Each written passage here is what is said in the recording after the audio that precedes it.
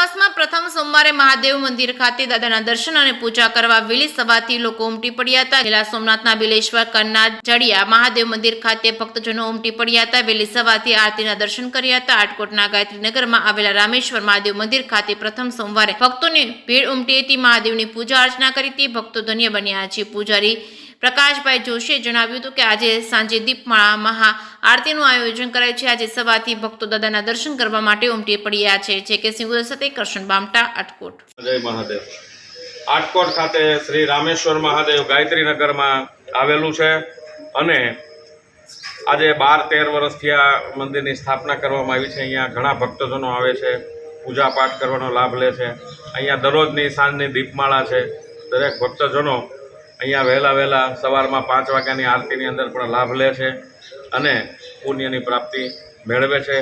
એ લોકો એની રીતે અભિષેક કરે છે, પૂજા પાઠ અને ધર્મના કાર્યની અંદર આજે પ્રથમ સોમવાર છે। ઘણા માણસો, ઘણા બહેનો ભાઈઓ આ પૂજાનો લાભ લે છે। બધાએ લાભ લેવા મહાદેવ।